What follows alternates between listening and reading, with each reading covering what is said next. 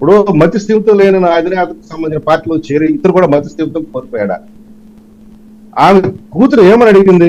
అతని కూతురు ఈ రకంగా మాట్లాడటం భావ్యం కాదు, మీరు వేరే రకంగా మీరు అతను ఓడించాలనుకుంటే ఇతరత్రగా చేయండి అందు.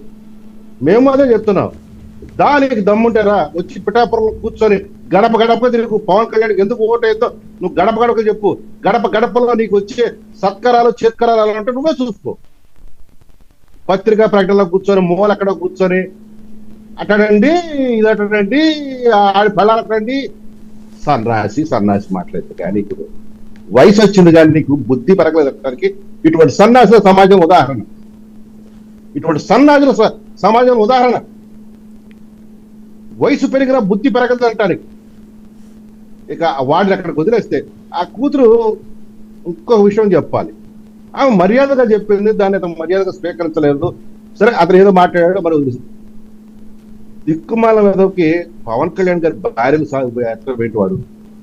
ఒకప్పుడు ఆ చంద్రబాబు నాయుడు అండి ఆయన కొడుకండి నా పెళ్ళాన్ని లంచాముండని తిట్టాడండి, ఎట్లా చేస్తాడండి అన్నాడు. మరి ఆ సన్నాసి ఆ రోజు మాట్లాడే సన్నాసి ఈ రోజు పవన్ కళ్యాణ్ గారి భార్య గురించి ఎట్లా గారు మీరు పెద్ద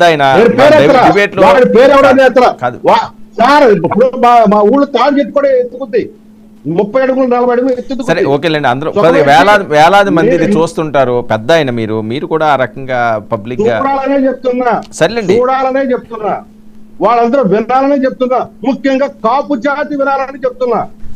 నేను ఒక కాపోడిగా మొన్నటిదాకా బాబాయిని పిలిచే ఈ అబ్బాయి గురించి చెప్తున్నా. వినాలి జనాలు, తెలుసుకోవాలి జనాలు, ముఖ్యంగా కాపు జాతి కాపు యువత తెలుసుకోవాలి.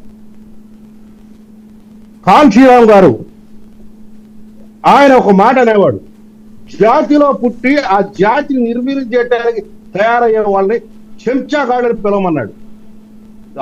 అటువంటి చెంచాతనం, చెంచాగిరి చేసే వ్యక్తులు వీళ్ళు, జాతిని నిర్వీర్యం చేసే వ్యక్తులు. వేరే వాడి కోసం, వాళ్ళ బూట్లు నాకడం కోసం, వాళ్ళ ప్రాపం కోసం సొంత జాతిని చంపుకునే వాళ్ళు. ఓకే. సో